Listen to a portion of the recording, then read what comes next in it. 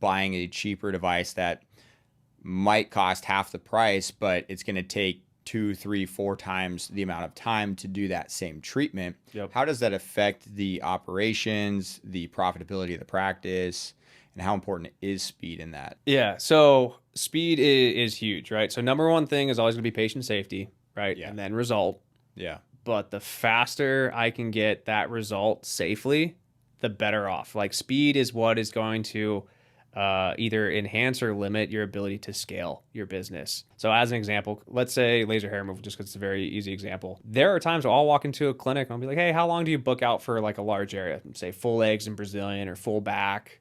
And they're like, oh, an hour, hour and a half. And that blows my mind because there are devices out there, and yes, one that I sell, but I can turn over a room in 15 minutes. Right. Like a full back is going to take a provider who, yes, is a skilled provider, but with good equipment, 2 to 3 minutes.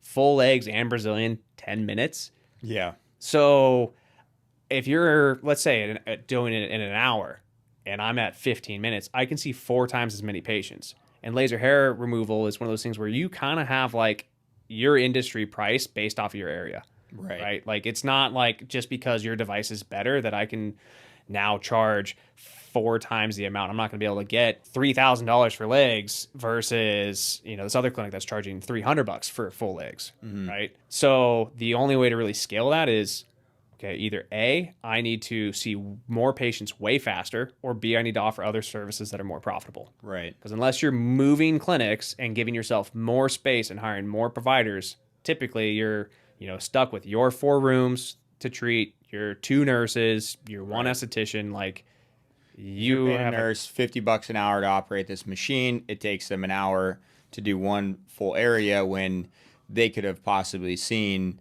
3, maybe 4 patients in that same time frame and cranked out 3, 4 times the amount of revenue in that same hour. Yeah, 100%. And that's where we're also looking at like, okay, what is the number one like injectable that you're using? Like I'm going to obviously focusing on the devices with this, but a good company that has a good neurotoxin that's a great price is Evolus with their Jeuveau.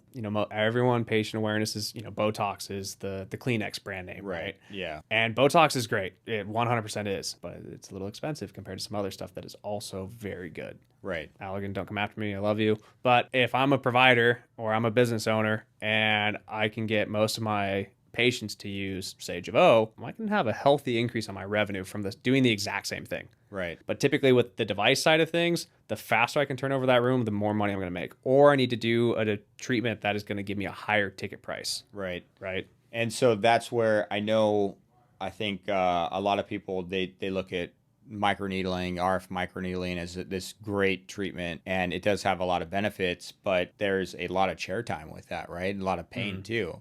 So why a laser over some of these other treatments? Yeah. So a couple things.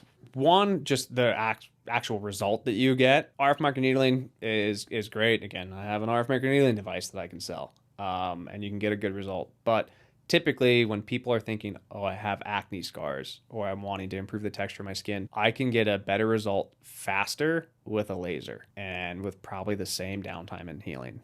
Maybe even less, maybe more. You're right. It just depends on what we're talking about. But typically, compared to RF microneedling, lasers are going to have a more controlled injury. And it's also going to be something that, in most cases, depending on what we're talking about, is going to have a superior result. Yeah, because RF microneedling takes, hour and a half of chair time? I would say probably about an hour or so. But it also depends, like, are you numbing in the room? Right. Like, what are you doing for your pain management in that case? Because if you're doing a, deeper, more aggressive RF microneedling, say Morpheus, right? Like you're probably having a very strong numbing cream. So you're probably numbing for at least 20 to 30 minutes, if not 45 minutes to an hour, depending on what you're using. Or you're injecting pain management using Pronox, a whole host of things of what you do, right? Versus if you have a laser that, I'm treating reaching the same outcome or maybe a superior outcome, and I can get that taken care of with, say, 20, 30 minutes of numbing and do something that instead of taking 30 minutes of actual treatment time, not room time, but treatment time, and knock that out in 10 minutes, then I just gave myself, an extra 20 minutes to then use. And that over a full 8 10, 12-hour day, it allows me to do a lot more patients Right. and make more money. Right. That's what we're here for, making more money. Yep. And I got all the nerdy spreadsheets to prove it in case anyone wants to sit down with me on it.